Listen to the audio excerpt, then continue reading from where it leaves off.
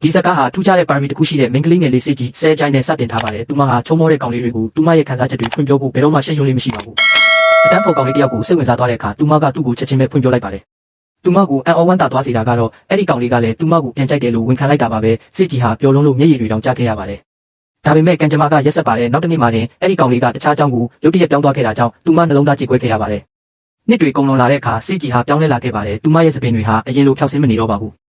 သူမရဲ့အမွှာညီမဟီဂျင်နဲ့မတူတာကတော့သူမဟာဒီလိုကွဲပြားခြားနားမှုဟာသူမရဲ့အဖေစီကမနာလိုဝင်တိုးတက်တဲ့အမွေကိုဆက်ခံလိုက်ရတာကြောင့်လားလို့တွေးမိလာပါတယ်။နောက်ပိုင်းမှာသူမဟာအိမ်ကြီးချင်းကောင်လေးတယောက်ကိုတိတ်တဆိတ်ချစ်မိသွားပြီးတငယ်ချင်းဖြစ်သူအတွက်လက်ဆောင်တစ်ခုတောင်ပြင်ဆင်ခဲ့ပါတယ်။သူမဖွင့်ပြောဖို့တက်တီမွေးခဲ့တဲ့နေ့မှာအဲ့ဒီကောင်လေးကသူမရဲ့တကားကိုလာခောက်ခဲ့ပေမဲ့သူမကိုမဟုတ်ပဲဟီဂျင်ကိုတွေးချင်တယ်လို့ပြောခဲ့ပါတယ်။အဲ့ဒီခါတီးတဲ့အတွေ့အကြုံကြောင့်စစ်ကြီးဟာနောက်တစ်ခါဘယ်တော့မှဖွင့်မပြောတော့ဘူးလို့ကိုကတိပေးခဲ့ပါတယ်။ကမ်းခြေမှာဟင်းနဲ့တွေ့တဲ့အခါအဲ့ဒီကတိဟာပြည့်သွားခဲ့ပါတယ်။လိုင်းလုံးတွေလိုပြည့်တဲ့ခန္ဓာကိုယ်နဲ့သူဟာသူမရဲ့နှလုံးသားကိုချက်ချင်းဖန်ဆားနိုင်ခဲ့ပါတယ်။နောက်တစ်နေ့မှာဟျွန်းချောင်းကိုရောက်လာတဲ့အခါလူတိုင်းရဲ့အားကျမှုကိုရရှိခဲ့ပါတယ်။ဒါပေမဲ့လူတိုင်းကိုအံ့အားသင့်သွားစေတာကတော့သူကစစ်ကြီးကိုလက်လန်းပြလိုက်တာပါပဲ။စစ်ကြီးမြင့်တက်သွားချိန်မှာသူမရဲ့တငယ်ချင်းတွေကစူးစမ်းစွာကြည့်နေကြပါတယ်။ရှက်ကိုရှက်ကန်တဲ့သူမကမနေ့ကကမ်းခြေမှာသူ့ကိုမတော်တဆတွေးခဲ့တာလို့ရှင်းပြပါတယ်။အတန်းထဲမှာစစ်ကြီးကစာမှုပွဲအဆင့်သတ်မှတ်ချက်တွေကိုကြည့်လိုက်တဲ့အခါဟျွန်းကအဆင့်တရာအတွင်းပါဝင်နေတာကိုသတိထားမိပါတယ်။ဒါဟာသူ့ကိုညဘက်ကိုယ်တိုင်စာချက်ခန်းထဲဝင်ခွင့်ရစေတာပါ။အဲ့ဒီခန်းထဲမှာဖွင့်ပြောရင်အောင်မြင်ဖို့တေချာတလောက်ရှိတယ်လို့ကောလာဟလတွေထွက်နေပေမဲ့စစ်ကြီးကတော့စိတ်ပြက်နေပါတယ်။သူမရဲ့အမတ်တွေကဝင်ခွင့်ရဖို့အလွန်နဲလုံးနေလို့ပါ။ကျောင်းအားလက်ချိန်မှာသူမနဲ့တငယ်ချင်းတွေကဟုံးဘတ်စကတ်ဘောကစားနေတာကိုကြည့်နေကြပါတယ်။အားကျနေတဲ့မိန်းကလေးတွေဝိုင်းနေတဲ့ကြားကစစ်ကြီးကထူးခြားချင်တာကြောင့်ဆုံးဖြတ်ချက်တစ်ခုချလိုက်ပါတယ်။သူမကသူ့အတွက်တောက်စရာတစ်ခုဝယ်ပြီးအပေါ်မှာသူမနာမည်ရေးကကန်တင်းပိုင်ရှင်ကိုပို့ခိုင်းပါတယ်။ဒါပေမဲ့ဆိုင်ပိုင်ရှင်ကဘသူ့အတွက်လဲဆိုတာသိနေပြီးသားပါ။အဲ့ဒီနေ့မှာမိန်းကလေးအများကြီးကဒီလိုပဲလာခိုင်းထားကြလို့ပါ။အပြင်ဘက်မှာစစ်ကြီးဟာဟျွန်းအတွက်ရေးတန့်ဘူးကင်ထားတဲ့သူမရဲ့စပင်ကောက်ကောက်နဲ့တငယ်ချင်းအင်ချောင်းနဲ့ဆုံပါတယ်။ကျောင်းဆင်းတဲ့အခါဟျွန်းပြန်ပေါ်လာမလားဆိုတဲ့မျှော်လင့်ချက်နဲ့စစ်ကြီးကမ်းခြေကိုပြန်သွားပါတယ်။သူမပင်လယ်ထဲမှာစောင့်နေတော့တခြားကောင်လေးတယောက်ပေါ်လာပါတယ်။သူကသူမရဲ့ပြုတ်ကျကြံခဲ့တဲ့နာမည်ကတ်ကိုကောက်ပေးပါတယ်။သူမရဲ့အင်ဂျီကရေထဲကိုမျောပါသွားတဲ့အခါသူကလှမ်းယူရင်းရေထဲကိုပြုတ်ကျသွားပါတယ်။သူကရေမကူးတက်တာကြောင့်စစ်ကြီးကသူ့ကိုကယ်ဖို့အပြေးလွှာသွားခဲ့ရပါတယ်။သူမကသူ့ကိုကုန်းပေါ်ဆွဲတင်လာပြီးအသက်ရှူကူညီပေးဖို့ဖောင်းငုံလိုက်ပါတယ်။ဒါပေမဲ့သူမရဲ့နှက်ခမ်းတွေသူ့ကိုမထိခင်မှာပဲသူကရုတ်တရက်နူးလာပါတယ်။စစ်ကြီးဒေါသထွက်ပြီးရှက်သွားတာကြောင့်သူ့ကိုပြင်းပြင်းထန်ထန်ဆူပူလိုက်ပေမဲ့စိတ်ထဲမှာတော့သူဘေးကင်းသွားလို့စိတ်အေးသွားပါတယ်။နောက်တစ်နေ့မှာပဲအဲ့ဒီကောင်လေးဂျေခက်ကစစ်ကြီးရဲ့အကြောင်းကိုပြောင်းလာပါတယ်။အဲ့ဒီဖြစ်ရဲ့အကြောင်းသူ့ခြေထောက်မှာကြောက်ပတ်တီးခါစတဲ့ဖြစ်နေပြီးသူတို့နှစ်ယောက်ချက်ချင်းမှတ်မိသွားကြပါတယ်။ဆရာကသူ့ကိုမိတ်ဆက်ပေးတဲ့အခါဂျေရော့ကအသက်ကြီးကြောင်းသူ့တက္ကသိုလ်ဝင်ခွင့်စာမှုပွဲကြခဲ့လို့ကျောင်းပြန်တက်ရတာဖြစ်ကြောင်းပြောပြပါတယ်။စစ်ကြီးကသူ့ကိုနှွေးထွေးစွာနှုတ်ဆက်ပေးမဲ့သူကတော့အေးဆက်တဲ့မျက်နှာပေးနဲ့စကားနဲ့နေပါတယ်။နောက်တစ်နေ့မနက်မှာသူကြောက်ပတ်တီးနဲ့ရုန်းကန်နေရတာကိုသူမမြင်တော့ကူညီဖို့ဆွလုပ်ပါတယ်။သူကညင်းပေမဲ့အဆောင်မှုကဘေးမှာဒီတိုင်းရက်နေတဲ့တခြားကျောင်းသားတစ်ယောက်ဖြစ်တဲ့ဂျန်ကိုစူပူပြီးသူ့အစားကူညီပေးဖို့အမိန့်ပေးပါတယ်။နောက်ပိုင်းမှာစစ်ကြီးကနာမည်ကတ်မတက်ထားလို့အဆုခံရပါတယ်။သူမကပျောက်သွားတာဖြစ်မယ်လို့လိန်ပြောလိုက်ပေမဲ့တကယ်တော့အဲ့ဒါကပြန်မပေးရသေးတဲ့ဂျေရော့စီမှာရှိနေတာပါ။နေ့လယ်စားချိန်မှာစစ်ကြီးနဲ့တငယ်ချင်းတွေကဂျေရော့အတွက်စားစရာတွေယူလာပေးတာကြောင့်သူအံ့ဩသွားပါတယ်။တခြားသူတွေကစစ်ကြီးကမ်းခြေမှာသူ့ကိုတကယ်ခဲ့တာလားလို့မေးတဲ့အခါဂျေရော့ကတိတ်နေပေမဲ့စစ်ကြီးကတော့ဂုဏ်ယူစွာနဲ့ကြားဖြတ်ဖြစ်ပြီးသူမရဲ့ကျေးဇူးတွေကိုပြောပါတယ်။ရေမောရင်းနဲ့သူမကသူဟာအခုသူမကိုအကျွေးတင်နေပြီလို့ပြောပါတယ်။သူကသူမအတွက်ထိမှုပေးရမယ်စားစရာယူလာပေးရမယ်ရေခဲမို့ဝယ်ကျွေးရမယ်လို့ဆိုပါတယ်။ဂျေရော့ကညင်းလို့မရပါဘူး။နောက်ပိုင်းမှာသူမရဲ့တငယ်ချင်းတွေကစစ်ကြီးအတွက်နာမည်ကတ်အစ်လုပ်ပေးကြပါတယ်။ဂျေရော့ကမူရင်းကတ်ကိုပြန်ပေးဖို့လုပ်ပေမဲ့နင်းရဲ့နာမည်ကတ်ကိုယူထားတဲ့သူကနင်းကိုကြိုက်လို့ဖြစ်မှာပါလို့တယောက်ပြောတာကိုကြားလိုက်ရတဲ့အခါသူကသူ့လက်ကိုတိတ်တဆိတ်ပြန်ရုပ်လိုက်ပါတယ်။တစ်ချိန်တည်းမှာပဲစစ်ကြီးကသူမရဲ့နှလုံးသားဟာရုံးတယောက်တည်းအတွက်ပဲလို့ထက်ခါတလဲအခိုင်အမာပြောနေပါတယ်။ငါသူ့ကိုကြိုက်တယ်တခြားဘသူအတွက်မှနေရာမရှိဘူးလို့သူမကြေညာလိုက်ပါတယ်။သူမပြောလို့အပြီးမှာပဲဘောလုံးတစ်လုံးကသူမစီကိုရုတ်တရက်လွတ်လာပါတယ်။အဲ့ဒါကသူမကိုထိခါနီးမှာပဲနောက်ဆုံးခိုက်တန်မှာတစုံတစ်ယောက်ကပြန်ကန်ထုတ်လိုက်ပါတယ်။အဲ့ဒီမှာရက်နေတဲ့သူကတော့သူမစီကိုတက်လမ်းလျှောက်လာနေတဲ့ဖုန်းပါပဲ။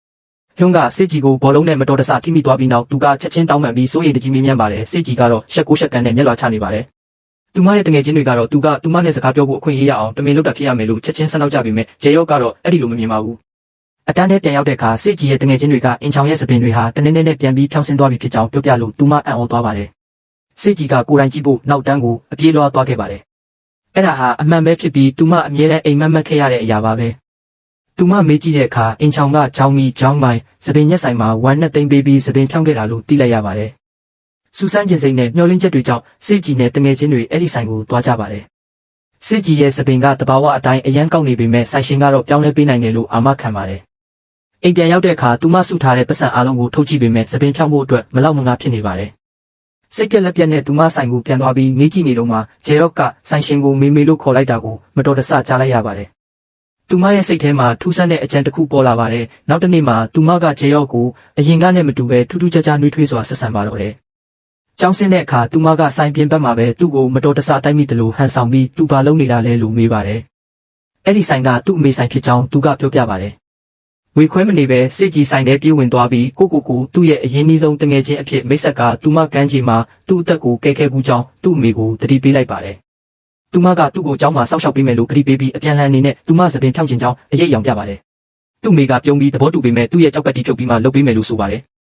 အဲ့ဒီချိန်ကစပြီးစစ်ကြီးဟာဂျေရော့ရဲ့နေ့စဉ်ဘဝထဲမှာအလုံးစုံပါဝင်လာပါတော့တယ်။သူမကသူ့ကိုအတန်းတဲလိုက်ပို့ပေးတဲ့တင်ကန်းစာတွေမှာကူညီပေးတယ်ပြီးတော့အိမ်ကိုဘေးကင်းကင်းပြန်ရောက်အောင်ကြည့်ပေးပါတယ်။ဆိုင်ပြန်ဖွင့်ပွဲကိုကြော်ညာဖို့အတွက်သူ့အမေကိုလက်ကမ်းစာဆောင်တွေဝေပေးပြီးတော့ကူညီခဲ့ပါသေးတယ်။မိုးရွာတဲ့နေ့လည်ခင်းတစ်ခုမှာသူမကသူ့ကိုသူမအဖေရဲ့ကိုတောင်ထဲခေါ်သွားပြီးအမိုးကပေးခဲ့ပါတယ်။သူမအဖေရဲ့အဝတ်စားတွေကိုလည်းငှားပေးခဲ့ပါတယ်။အထဲမှာသူမရဲ့ကာတိုးစာအုပ်ပုံကြီးရှိနေပါတယ်။သူစာဖတ်ရတာကြိုက်လားလို့မေးတဲ့အခါဂျေရော့ကတခါမှမဖတ်ဘူးလို့ဝန်ခံတာကြောင့်သူမအံ့ဩသွားပါတယ်။သူမအကြိုက်ဆုံးစာအုပ်တွေကိုသူ့အတွက်ရွေးပေးလိုက်ပြီးသူကြိုက်တဲ့အချိန်လာလို့ရအောင်တော့နံပါတ် password ကိုတောင်ပေးလိုက်ပါတယ်။အချိန်ထဲမှာပဲစစ်ကြီးနဲ့တငယ်ချင်းတွေကရုံးကိုဖွင့်ပြဖို့အတွက်စက်ကူပတိစေ Regami Base တွေကိုစတင်ခောက်ကြပါတယ်။သူမရဲ့တိုင်ဘက်ဖြစ်တဲ့မီချင်းကတက်တူညခောက်နေတယ်လို့ကြားတာကြောင့်သူတို့ကတစ်ဆက်တူညခောက်ဖို့ပန်းနိုင်ထားပါတယ်။ဂျေရော့ကသူမရဲ့အစီအစဉ်ကိုကြားတဲ့အခါတိတ်တဆိတ်ထွက်သွားဖို့ကြိုးစားပေမဲ့စစ်ကြီးကတားထားပါတယ်။သူမရဲ့အရေးကြီးတဲ့နေ့မှာသပင်ဖြောင်းပေးဖို့သူကအရေးကြီးတဲ့အခန်းကဏ္ဍမှာပါနေတယ်လို့သူမကဆိုပြောပါတယ်။သူကမလိုလားတော့လဲကြံနေခဲ့ပြီးသူမနဲ့အတူပတိစေတွေဝိုင်းခောက်ပေးရပါတယ်။နောက်ပိုင်းမှာစစ်ကြီးကညဘက်ကိုယ်တိုင်စာချက်ခန်းမှာရုံးကိုဖွင့်ပြဖို့အကောင်းဆုံးနေရာလို့ယုံကြည်တာကြောင့်အတက်ဖို့တယောက်ကိုခုံချင်းလဲပေးဖို့တောင်းဆိုပါတယ်။ဒါပေမဲ့အဲ့ဒီကြောင့်တာကသူ့ရဲ့ဆောင်မွေးရလက်ထိခိုက်မှာစိုးရိမ်တာကြောင့်ညှင်းလိုက်ပါတယ်။သူမကစိတ်ပြက်ပြီးဆွလုံနေတာကြောင့်သူကဒေါသတကြီးနဲ့သူမကိုအော်လိုက်ပါတယ်။အဲ့ဒီမှာဖွင့်ပြရုံနဲ့သူနင့်ကိုပြန်ကြိုက်မယ်ထင်နေတာလားရုံးကမျက်စိကန်းနေတယ်ထင်လို့လား။နင့်မှာဘာခွင့်ရေးမှမရှိဘူး။နင့်အချိန်တွေကိုအလားကမဖြုံးနဲ့လို့ပြောလိုက်ပါတယ်။သူ့ရဲ့ကြမ်းတမ်းတဲ့စကားတွေကသူမရဲ့စိတ်သက်ကိုချိန်မောပစ်လိုက်ပါတယ်။အဲ့ဒီညမှာစစ်ကြီးဟာဂျေရော့ရဲ့အိမ်ကိုမျက်ရည်တွေနဲ့လမ်းလျှောက်သွားခဲ့ပါတယ်။သူမကစက်ကူပတိစေဦးကိုသူ့စီမှာထားခဲ့ပြီးဘာမှမပြောဘဲတိတ်တဆိတ်ပြန်လဲထွက်သွားပါတယ်။နောက်ပိုင်းသူမအဖေရဲ့ကိုတောင်ကိုပြန်သွားတဲ့အခါတကားကပွင့်နေတာကိုတွေ့ရပါတယ်။အထဲမှာဂျေရော့ကကာတိုးစာအုပ်ဖတ်ရင်းထိုင်နေပါတယ်။သူမရဲ့အိမ်မက်ကိုဆက်ပြီးစုပ်ကင်ထားဆဲဖြစ်တဲ့စစ်ကြီးကသူမသပင်ဖြောင်းပြီးမှပဲရုံးကိုဖွင့်ပြတော့မယ်လို့ဆိုပါတယ်။သပင်ဖြောင်းမှပဲသူမကိုပြန်ကြိုက်လိမ့်မယ်လို့သူမယုံကြည်နေတာပါ။အဲ့ဒီအခါဂျေရော့ကစက်ကူပတိစေတွေပြည့်နေတဲ့အိုးတလုံးကိုထုတ်ပြပါတယ်။အဲ့ဒါတွေကပြီးခဲ့တဲ့ရက်အနည်းငယ်ကသူမအတွက်သူတိတ်တဆိတ်ခောက်ပေးထားတာပါ။စစ်ကြီးမြင့်တက်သွားပါတယ်။ဒီပတိစေတွေကတကယ်တော့ဘာကိုဆိုလိုတာလဲလို့သူမေးတဲ့အခါသူမကတိုးလေးပြန်ဖြေပါတယ်။ဒါတွေကငါအနေနဲ့ငါတငယ်ချင်းတွေအားလုံးရဲ့ခံစားချက်တွေပါတာပေါ့။တကယ်လို့ရုံးကငါ့ကိုညှင်းခဲ့ရင်တော့ငါတို့အတူဖြတ်တန်းခဲ့တဲ့အချိန်တွေရဲ့အမှတ်တရအနေနဲ့ဒီအိုးကိုငါတင်ထားမှာပါလို့ဆိုပါတယ်။နောက်တနေ့မှာစစ်ကြီးဟာဂျေရော့ကိုကြောင်းလိုက်ပို့သူ့အိမ်ကိုရောက်လာပါတယ်။သူ့ခြေထောက်ကကြောက်ကတိဖြုတ်ပြီးသားဖြစ်နေတာကိုတွေ့လိုက်ရလို့သူမအလွန်ဝမ်းသာသွားပါတယ်။သူ့မိကဂျေရော့နေကောင်းသွားရင်သပင်ဖြောင်းပေးမယ်ဆိုတဲ့ကတိကိုပြန်တတိပေးပါတယ်။စစ်ကြီးပြုံးလိုက်ပေမဲ့ရုံးကိုဖွင့်ပြဖို့စီစဉ်ထားတဲ့နေ့မတိုင်ခင်တရက်လိုမှပဲလုပ်ဖို့ဆုံးဖြတ်လိုက်ပါတယ်။ကျောင်းမှာကျောင်းသားတွေကနောက်ဆုံးစာမှုပွဲရလက်တွေနာမှာစုဝေးနေကြပါတယ်။လူတိုင်းအံ့ဩသွားတာကတော့ဂျေရော့ရဲ့နာမည်ကအဆင့်အမြင့်ဆုံးတွေကြားမှာပါဝင်နေတာပါပဲ။စစ်ကြီးညဘက်ကိုယ်တိုင်စာချက်ခန်းမှာနေရာရဖို့တစုံတယောက်လိုအပ်နေတာကိုသိလို့သူမနာမနေကြိုးစားခဲ့တာပါ။စစ်ကြီးရဲ့ဖွင့်ပြောခြင်းနဲ့ဆန္ဒပြေဝဖို့အတွက်ဂျေရော့ကသူ့ခုံကိုလဲပေးဖို့ကမ်းလှမ်းလိုက်ပါတယ်။စစ်ကြီးပထမဆုံးအကြိမ်စိတ်ပေါ်ပါသွားပေမဲ့သူမမပြောလိုက်ရခင်မှာပဲနောက်ထပ်မမျှော်လင့်ထားတဲ့သတင်းတစ်ခုရောက်လာပါတယ်။သူမအယူမူချစ်ရတဲ့ရုံးကစာမှုပွဲကျသွားတယ်ဆိုတဲ့သတင်းပြန်သွားပါတယ်။ကံကြမ္မာကသူမရဲ့ဘဝကိုနောက်တစ်ချိန်ထပ်ပြီးကစားနေတယ်လို့ပါပဲ။တနေ့မှာအိမ်ကြီးချင်းတယောက်စစ်ကြီးတို့အိမ်ကိုရောက်လာပြီးသပင်ညက်ဆိုင်ပိုင်ရှင်ဂျောင်မီရဲ့မိသားစုအကြောင်းသူမအမေကိုပြောပြပါတယ်။သူတို့ကဂျောင်မီရဲ့သားဂျေရော့ကကျောင်းမှာအတော်ဆုံးတယောက်ဖြစ်ကြောင်းနဲ့သူ့ဖေကနာမည်ကြီးတက္ကသိုလ်ဆေးရုံကပါမောက္ခတယောက်ဖြစ်ကြောင်းပြောပါတယ်။စစ်ကြီးရဲ့အမေကဒီလောက်အောင်မြင်တဲ့မိသားစုကဘာလို့ဒီကိုပြောင်းလာရတာလဲလို့သိချင်နေပါတယ်။အိမ်ကြီးချင်းကနာကျင်စရာအမှန်တရားကိုရှင်းပြပါတယ်။ခင်မုန်းဖြစ်သူကမနာလိုဝင်တိုစိတ်တွေပြည့်နေပြီးဇနီးဖြစ်သူကိုနှိပ်စက်တတ်တယ်လို့သူ့ရဲ့စိတ်ပြတ်မှုတွေကိုတားဖြစ်သူအပေါ်ပုံချလေးရှိပါတယ်။ဒါကြောင့်ကောင်းလေးဟာစိတ်တန်ရာတွေရပြီးအထီးကျန်ကကြောင်းနဲ့ဆောင်မှုပွဲတွေကိုပါပြက်ကွက်ခဲ့ရတာပါ။အနားမှာထိုင်နေတဲ့စစ်ကြီးကအကုန်ကြားလိုက်ရပြီးသူမနှလုံးသားနာကျင်သွားရပါတယ်။အဲ့ဒီညမှာသူမအဖေရဲ့ကိုယ်တော်ကိုဖျက်သွားတဲ့အခါစစ်ကြီးကမီးလင်းနေတာကိုသတိထားမိပါတယ်။အထဲမှာသူမအဖေကဂျေရော့နဲ့ခောက်ဆွဲချောက်အတူစားနေတာကိုသူမမြင်လိုက်ရပါတယ်။သူမအဖေကသူ့ကိုတစ်ခါသုံးကင်မရာတစ်လုံးပေးလိုက်ပြီးအထဲမှာအများကြီးရှိသေးကြောင်းနဲ့သူကြိုက်တဲ့အချိန်သုံးနိုင်ကြောင်းပြောပါတယ်။နောက်တနေ့မနက်မှာစစ်ကြီးကကျောင်းကပျော်ပွဲစားထွက်မဲ့ကြော်ညာပိုစတာကိုတွေ့လိုက်ပါတယ်။ဒါဟာရုံးကိုဖွင့်ပြဖို့အကောင်းဆုံးအခွင့်အရေးပဲလို့သူမချက်ချင်းစိတ်ကူးရင်ပါတော့တယ်။သူမနဲ့တငယ်ချင်းတွေအစီအစဉ်ဆွဲနေတော့ဟွန်းဖျက်လျှောက်သွားပါတယ်။ထုံးစံအတိုင်းသူကစစ်ကြီးကိုလက်လန်းပြလိုက်တာကြောင့်သူမနှလုံးသားကထပ်ပြီးကပ်ခုန်နေပြန်ပါတယ်။အားကစားအချိန်မှာလူတိုင်းဟန်ဘောကစားဖို့အတွဲလိုက်ရှာကြပါတယ်။မိန်းကလေးတယောက်ကရုံးနဲ့အမြန်တွဲလိုက်သွားတာကြောင့်စစ်ကြီးကဂျေရော့နဲ့ပဲတွဲလိုက်ရပါတယ်။ပွဲကပြင်းထန်လာပြီးရုံးကအပြာရောင်တင်းကိုပဲပြစ်မှတ်ထားကစားပါတယ်။စစ်ကြီးဘောလုံးနဲ့အထိခံရတော့မဲ့အချိန်တိုင်းမှာဂျေရော့ကသူမရှိကနေထက်ခါတလဲလဲကာကွယ်ပေးပါတယ်။ဒါပေမဲ့အချစ်ကြောင့်မစင်မချင်းဖြစ်သွားတဲ့အခိုက်အတန့်မှာစစ်ကြီးကရုံးကိုကာကွယ်ဖို့ဘောလုံးရှိကိုကိုယ်တိုင်တိုးဝင်လိုက်ပါတယ်။ဒီလောက်ရက်ကဂျေရော့ကိုအလွန်စိတ်ပြတ်သွားစေပါတယ်။အဲ့ဒီညမှာစစ်ကြီးကရုံးစီကအတန်မက်ဆေ့ချ် voice message တစ်ခုလက်ခံရရှိပါတယ်။သူကပွဲတုန်းကသူ့ကိုကဲပေးခဲ့လို့ကျေးဇူးတင်ကြောင်းပြောတာကြောင့်သူမအယံပြောသွားပါတယ်။ ဒါပေမဲ့ခဏအကြာမှာနောက်ထပ် message တစ်ခုရောက်လာပါတယ်ဒီတစ်ခါတော့ဂျေရော့စီကပါသူ့အတန်မှာစိုးရိမ်မှုတွေပြည့်နေပါတယ်သူမနာနေလားလို့မေးပြီးသူမကိုထားခဲ့မိတဲ့အတွက်ကိုအပြစ်တင်နေပါတယ်ခေါင်းမမှာပဲဒဏ်ရာမြန်ပြောက်အောင်ဆေးဝယ်လိမ့်ဖို့လည်းသူကပြောပါတယ် message နှစ်ခုလုံးကိုနားထောင်ပြီးနောက်စစ်ကြီးရဲ့ခံစားချက်တွေရှုပ်ထွေးသွားပါတယ်တစ်ခုကသူမကိုရင်ခုန်ပျော်ရွှင်စေပြီးနောက်တစ်ခုကတော့နှွေးထွေးမှုနဲ့ဝေခွဲမရဖြစ်မှုကိုပေးစွမ်းပါတယ်နောက်ပိုင်းမှာသူမဆိုင်ကိုသွားတဲ့အခါဂျေရော့ရဲ့အမေကသူ့ရဲ့စပင်ကိုရှုပ်ပေးဖို့သူမကိုခိုင်းပါတယ်နီးကပ်တဲ့အနေထားကြောင့်နှစ်ယောက်လုံးအနေရခတ်နေကြပါတယ်ဒါပေမဲ့ဂျေရော့ကမတော်တဆခေါင်းလျှော်ရည်မတိုင်ခင်ပျော်စေ conditioner အရင်ထည့်မိတဲ့အခါသူ့အမေကဝေခွဲမရဖြစ်ပြီးမျက်မှောင်ကျုပ်လိုက်ပါတယ်သူကဒါမျိုးတွေကိုသိပြီးသားဖြစ်ပြီးဒီလိုအမှားမျိုးဘယ်တော့မှမလုပ်တတ်ပါဘူးသူအလင်းမြန်ထွက်သွားတဲ့အခါစစ်ကြီးဟာသူ့ရဲ့ခံစားချက်တွေကိုစတင်တန်လျက်ဝင်လာပါတယ်ကျောင်းပြုတ်ပွဲစားထွက်မဲ့နေရောက်လာပြီးဘတ်စကားဘောလူတွေပြည့်နေပါတယ်စစ်ကြီးဟာလူတိုင်းမြင့်တက်သွားရလောက်တဲ့ဖြောင်းစင်ပြီးတောက်ပတဲ့စပင်တွေနဲ့ကားပေါ်တက်လာပါတယ်နောက်ဆုံးကောင်မှထိုင်နေတဲ့ဂျေရော့ကတော့ညှို့ငယ်တဲ့စိတ်နဲ့သူမကိုတိတ်တဆိတ်စောင့်ကြည့်နေပါတယ်ပြုတ်ပွဲစားနေရာကိုရောက်တဲ့အခါစစ်ကြီးကသူမရဲ့စက်ကူပတိစေအိုးကိုရုံးရဲ့ထိုင်ကုန်မှာတေချာတင်ထားလိုက်ပါတော့တယ်အဲ့ဒီညမှာတငယ်ချင်းတစုဟာသူမရဲ့ဖွင့်ပြောပွဲအတွက်အထူးနေရာလေးတစ်ခုကိုပြင်ဆင်ခဲ့ကြပြီးညားလေးတွေအတိုင်းလမ်းလျှောက်လာတဲ့ရုံးဟာအဲ့ဒီမှာစစ်ကြီးတယောက်တည်းစောင့်နေတာကိုတွေ့ပြီးအံ့ဩသွားပါတယ်သူကသူမရဲ့ထောက်ဆင်းနေတဲ့စပင်းတွေကိုချီကျူးပြီးပတိစေအိုးလေးကိုလည်းသဘောကျကသူ့ကိုကဲခဲလို့နောက်တစ်ခါထပ်ပြီးကျေးဇူးတင်စကားဆိုပါတယ်အဲ့ဒီနောက်ရုံးကအဲ့ဒီနေ့ကကမ်းခြေအကြောင်းကိုသူတို့နှစ်ယောက်တည်းပဲသိတာလို့ပြောလိုက်တဲ့အခါစစ်ကြီးမြင့်တက်သွားပါတယ်ဂျေရော့လည်းအဲ့ဒီမှာရှိနေခင်မှာသူမသိပါဘူးအဲ့ဒီခဏမှာပဲသူမဟာဂျေရော့ကတိတ်တဆိတ်ကြောခိုင်းထွက်ခွာသွားတာကိုမြင်လိုက်ရတာကြောင့်သူမရဲ့နှလုံးသားကနာကျင်သွားပြီးအရာအလုံးကိုရှင်းရှင်းလင်းလင်းမြင်သွားပါတယ်သူမကရုံးကိုကြည့်ပြီးဝန်ခံလိုက်ပါတယ်ငါနင့်ကိုအရန်ကြိုက်ခဲ့တယ်ပြီးတော့ဒီညနင့်ကိုဖွင့်ပြောဖို့ဒီကိုခေါ်လာခဲ့တာပါဒါပေမဲ့ငါစကားပြောတော့မယ့်အချိန်မှာတခြားတယောက်အကြောင်းပဲတွေးနေမိတယ်တစုံတယောက်ရဲ့အမြင်မှာလှပဖို့နဲ့အကြိုက်ခံရဖို့အတွက်ငါကိုငါပြောင်းလဲဖို့လိုအပ်တယ်လို့ငါယုံကြည်ခဲ့တယ်ဒါပေမဲ့သူနဲ့ရှိနေတဲ့အခါကျတော့ငါကိုငါပြောင်းလဲဖို့မလိုအပ်ဘူးလို့ခံစားရတယ်ငါအတိုင်းပဲနေလို့ရတယ်လို့ပြောလိုက်ပါတယ်သူမပြောနေတဲ့သူကတော့ဂျေရော့ကလွဲလို့တခြားသူမဟုတ်ပါဘူးစစ်ကြီးဟာတငယ်ချင်းတွေစီပြန်လာတဲ့အခါသူတို့ကဖွင့်ပြောတာအောင်မြင်လားလို့စိတ်လှုပ်ရှားစွာမေးကြပေမဲ့သူမကဘာမှမဖြေပဲဂျေရော့နောက်ကိုပဲမျက်တောင်မခတ်စိုက်ကြည့်နေပါတယ်နောက်တနေ့မှာတကယ်ဘာဖြစ်ခဲ့လဲဆိုတာမသိတဲ့ဂျေရော့ကစစ်ကြီးကိုတွေ့တိုင်းရှောင်နေပါတယ်အဲ့ဒီညမှာသူကကိုယ်တော်ထဲမှာမီးလင်းနေတာကိုမြင်ပြီးကိုယ့်ရဲ့ခံစားချက်တွေကြောင့်အပြင်မှာဝေခွဲမရရက်နေမိပေမဲ့နောက်ဆုံးမှာတော့စစ်ကြီးစောင့်နေမယ်ဆိုတာသိလို့အထဲကိုဝင်ခဲ့ပါတယ်ကိုယ်တော်ထဲကစပွဲပေါ်မှာစစ်ကြီးကဂျေရော့ခတ်တွက်စောက်အသစ်တွေကိုတိတ်တဆိတ်ပြင်ဆင်ထားပေးပါတယ်သူတို့နှစ်ယောက်ခဏလောက်တိတ်ဆိတ်ထိုင်နေကြပြီးဘသူမှစကားမဆက်ရဲကြပါဘူးနောက်ဆုံးမှာစစ်ကြီးကသူ့ဘက်လှည့်ပြီးဖွင့်ပြောပွဲမှာဘာဖြစ်ခဲ့လဲဆိုတာနင်မသိချင်ဘူးလားလို့တိုးလေးမေးပါတယ်သူမကဟွန်းကိုဖွင့်မပြောခဲ့ဘူးလို့ဝန်ခံလိုက်ပါတယ်အံ့ဩသွားတဲ့ဂျေရော့ကဘာလို့လဲလို့မေးတဲ့အခါစစ်ကြီးကပြုံးပြီးငါစားပဲအာယုံစိုက်ချင်လို့ပါဒါပေမဲ့တခြားသူတွေကိုတော့သွားမပြောနဲ့ဦးသူတို့ကိုစိတ်မပြတ်စေချင်လို့တက္ကသိုလ်ဝင်ခွင့်စာမေးပွဲရောက်တဲ့အခါကျရင်ငါ့ကိုချူချင်းကြီးတလုံးပဲဝယ်ပေးပါအဲ့ဒါကငါ့ကိုစာမေးပွဲကောင်းဖြေနိုင်အောင်ကူညီပေးလိမ့်မယ်လို့ပြန်ဖြေပါတယ်နောက်တနေ့ကျောင်းမှာဂျေရော့ကစပင်ကောက်နဲ့မိန်းကလေးရင်ချောင်းနဲ့စကားပြောနေတာကိုမြင်တဲ့အခါစစ်ကြီးစိတ်မကောင်းဖြစ်သွားပြီးဖုံးကွယ်ထားပေမဲ့မနာလိုစိတ်လေးဖြစ်ပေါ်လာပါတယ်အဲ့ဒီညမှာဂျေရော့ရဲ့အမေကဆိုဖာပေါ်မှာတင်ထားတဲ့လက်ဆောင်ထုတ်ကြီးကိုသတိထားမိလို့မေးတဲ့အခါစစ်ကြီးကသူ့ကိုချူချင်းကြီးဝယ်ခိုင်းထားလို့ဖြစ်ကြောင်းရှင်းပြပါတယ်အဲ့ဒီနောက်သူကနောက်နှစ်မှာတက္ကသိုလ်ဝင်ခွင့်စာမေးပွဲဖြေတော့မယ်လို့သူ့အမေကိုပြောပြပါတယ်အံ့ဩသွားတဲ့သူ့အမေကသူ့အရင်ကစာမေးပွဲဖြေမဲ့အစားတေးလိုက်တာကမှကောင်းမယ်လို့ပြောခဲ့တာကိုပြန်သတိပေးပါတယ်မကြခင်မှာပဲဂျေရော့ဟာစစ်ကြီးတို့အိမ်ကိုသွားပြီးသူမတောင်းဆိုထားတဲ့ချူချင်းလက်ဆောင်ထုတ်ကြီးကိုသွားပေးပါတယ်သူပြန်လဲထွက်သွားတဲ့အချိန်မှာစစ်ကြီးကသူ့အင်ချောင်းနဲ့ရင်းနှီးလာလို့ရုတ်တရက်လှမ်းမေးပါတယ်သူကမရင်းနှီးပါဘူးလို့ဝေခွဲမနေပဲဖြေလိုက်ပြီးသူမကိုစာမေးပွဲမှာကံကောင်းပါစေလို့ဆုတောင်းပေးကထွက်သွားပါတယ်စာမေးပွဲဖြေတဲ့နေ့မှာအားပေးတဲ့သူတွေကြားထဲမှာစစ်ကြီးဟာထူးခြားတဲ့အံ့ဩစရာတစ်ခုရရှိခဲ့ပါတယ်။အဲ့ဒါကတော့ဝက်ဝင်ရုပ်ကြီးစီကရတဲ့လက်ဆောင်အိတ်ကြီးပါပဲဝက်ဝင်ရုပ်ခေါင်းကိုချွတ်လိုက်တဲ့အခါအထဲမှာရှိနေတာကတော့ဂျေရော့ပါပဲသူမရဲ့နှလုံးသားဟာနှွေးထွေးမှုတွေနဲ့ပြည့်စုံသွားပါတယ်။နောက်ရက်တွေမှာစာမေးပွဲရလက်ဆောင်နေရင်စစ်ကြီးတို့တငယ်ချင်းတစုဆက်ဆက်လေး rice cake စားဖို့စုမိကြပေမဲ့စစ်ကြီးကသူမအမေကိုကူညီဖို့ရှိတယ်ဆိုပြီးထွက်သွားပါတယ်ဂျေရော့ကလည်းအိမ်မှာကိစ္စရှိတယ်ဆိုပြီးပြန်သွားပါတယ်တန်တရားဝင်သွားတဲ့တငယ်ချင်းတွေကနောက်ကလိုက်ကြည့်ကြတဲ့အခါစစ်ကြီးနဲ့ဂျေရော့တို့တိတ်တဆိတ်တွေ့နေကြတာကိုတွေ့ပြီးသူတို့ရဲ့မျက်လုံးတွေကိုတော့မယုံနိုင်အောင်ဖြစ်သွားကြပါတယ်နောက်ပိုင်းမှာစစ်ကြီးနဲ့ဂျေရော့တို့သူတို့ပထမဆုံးဆုံခဲ့တဲ့ကမ်းခြေကိုပြန်သွားကြပါတယ်စစ်ကြဒီကအဲ့ဒီနေ့ကသူဘာလို့ပင်လယ်ထဲခုန်ချခဲ့တာလဲလို့မေးပါတယ်သူ့ရဲ့မျက်လုံးတွေမှောင်သွားပြီးသူဟာအဲ့ဒီတုန်းကစိတ်ဆင်းရဲမှုတွေနဲ့ပြည့်နေတာကြောင့်လှိုင်းလုံးတွေကသူ့ကိုခေါ်ဆောင်သွားရင်ဘာဖြစ်မလဲလို့တွေးမိခဲ့ကြောင်းရှင်းပြပါတယ်ဒါပေမဲ့ရေထဲကနေသူမကူးလာတာကိုမြင်လိုက်ရတဲ့အခါသူမရဲ့ရှိနေမှုကသူ့ကိုဘဝထဲပြန်ဆွဲခေါ်ခဲ့တာပါသူကတင်ထားတဲ့နာမည်ကတ်ကိုသူမလက်ထဲကိုဖြည်းဖြည်းချင်းထည့်ပေးပြီးသူ့တက်ကိုကယ်ခဲ့တဲ့သူကိုတတိယနေဖို့အတွက်ဒါကိုတင်ထားတာလို့ဝန်ခံလိုက်ပါတယ်သူကသူမရဲ့လက်ကိုညှင်းသားစွာစုပ်ကင်ပြီးသူမကိုချစ်ကြောင်းပြောလိုက်ပါတယ်သူတို့အိမ်ပြန်ရောက်တဲ့အခါမှာလည်းတယောက်နဲ့တယောက်မခွဲနိုင်ပဲလက်ချင်းချိတ်ထားကြပြီးစစ်ကြီးကသူ့ရဲ့နှုတ်ခမ်းကိုရှက်ကန်းနဲ့ညင်းသားစွာနမ်းလိုက်ပါတယ်သူမရဲ့ပါးပြင်းတွေမြင်းမြန်းနေပေမဲ့နှလုံးသားကတော့ငြင်းချမ်းနေပါတယ်အိမ်ပြန်ရောက်တဲ့အခါဂျေရော့ရဲ့အမေကသူမတနင်္ဂနွေနေ့မှာသပင်6ခန်းဆက်အစ်သွားဝယ်ဖို့စီအိုကိုသွားရမယ်လို့ပြောပါတယ်သူကလိုက်ခဲ့ရမလားလို့မေးပေမဲ့သူမကညင်းလိုက်ပြီးဆိုင်ကိုပဲစောင့်ကြည့်ဖို့ပြောပါတယ်နောက်တစ်နေ့မှာစစ်ကြီးတို့မိသားစုပြောကွာ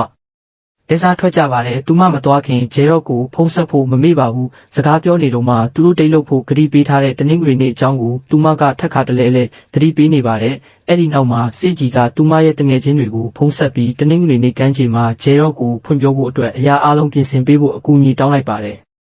်နောက်ဆုံးမှာတော့အဲ့ဒီထူးခြားတဲ့တနင်္ဂနွေနေ့ကိုရောက်လာပါပြီတငယ်ချင်းတွေနေရာပြင်ဆင်နေတော့မှစေကြီးနဲ့ဂျေရော့တို့ရောက်လာကြပါတယ်ဒါကိုမြင်တော့လူတိုင်းကသူတို့ရဲ့သတ်မှတ်ထားတဲ့နေရာတွေကိုအမြန်သွားကြပါတယ်အစီအစဉ်အရစေကြီးကတငယ်ချင်းတွေကိုရက်ဖို့အချက်ပြပေမဲ့သူတို့ကသူမဆိုလိုတာကိုနားမလည်ကြပါဘူးအဲ့ဒီအချိန်မှာပဲဂျေရော့စီကိုစာတဆောင်ရောက်လာပြီးသူဖုန်းဆက်ဖို့ခဏဖယ်ပေးပါဦးလို့ပြောပါတယ်သူ့ရဲ့မျက်နှာကပြတ်သွားပါတယ်အကြောင်းကတော့သူ့အမေဆေးရုံတင်လိုက်ရလို့ပါပဲစေကြီးကိုတောင်းပန်ပြီးသူ့ဆိုးကိုအပြေးလွှားသွားခဲ့ရပါတယ်ဆေးရုံမှာဂျေရော့ဟာသူ့အမေသတိမေ့မျောနေတာကိုတွေ့ရပြီးသူ့ဖေကတော့ဘေးနားမှာအေးဆက်စွာရက်နေပါတယ်သူ့ဖေကသူမဟာလှေကားပေါ်ကပြုတ်ကျတာလို့ပြောပြီးစိုးရိမ်မဲ့အစားသူမကဂျေရော့ရဲ့စာတင်ကြားမှုကိုဖျက်ဆီးခဲ့တဲ့အမေကောင်းမဟုတ်ဘူးဆိုပြီးသူမအပေါ်ပ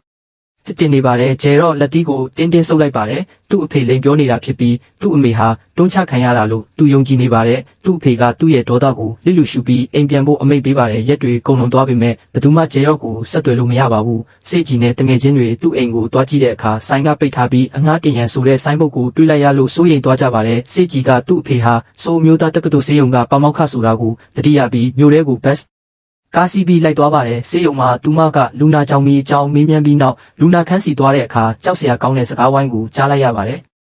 ်ဂျေရော့ရဲ့အဖေကသူ့ဇနီးနဲ့သားကိုအခုချက်ချင်းအမေရိကကိုထွက်ခွာရမယ်လို့အေးဆက်စွာပြောနေပါတယ်တကယ်လို့သူတို့သာအိမ်ပြန်လာရင်သူ့ရဲ့လက်ခုပ်ထဲကနေဘယ်တော့မှလွတ်မှာမဟုတ်ဘူးလို့ချင်းချောက်ပါတယ်အမေနဲ့သားနှစ်ယောက်လုံးပါပြင်ပေါ်မျက်ရည်တွေစီးကျနေပေမဲ့ဘယ်သူမှမတားဆီးနိုင်ပါဘူးတကားအပြင်ဘက်မှာရက်နေတဲ့စေကြီးဟာစကလုံးတိုင်းကိုကြားလိုက်ရပြီးသူမရဲ့ရင်ဘတ်ထဲမှာနာကျင်နေရပါတယ်အဲ့ဒီညမှာစေကြီးဟာအများသုံးဖုန်းနဲ့ဂျေရော့စီဖုန်းဆက်ပါတယ်ဂျေရော့ရဲ့အတန်ကိုကြားလိုက်ရတဲ့အခါသူမတင်သက်သွားပြီးနောက်မှာတော့နှလုံးသားကွဲကြည်စေမဲ့စကလုံးတွေသူမနှုတ်ကထွက်လာပါတော့တယ်သူမကသူ့အပေါ်မှာရှိတဲ့ခံစားချက်အလုံးကိုညှင်းပယ်လိုက်ပါတယ်စေကြီးရဲ့အတန်တွေတုံရင်နေပေမဲ့ဂျေရော့ငါနင်းကိုတငယ်ချင်းလိုပဲမြင်ခဲ့တာပါနဲ့ထင်မလွဲအောင်လို့ငါအခုပြောပြတာအခုကစားပြီးငါတို့ထပ်တွေ့ဖို့မလိုတော့ဘူးလို့ပြောလိုက်ပါတယ်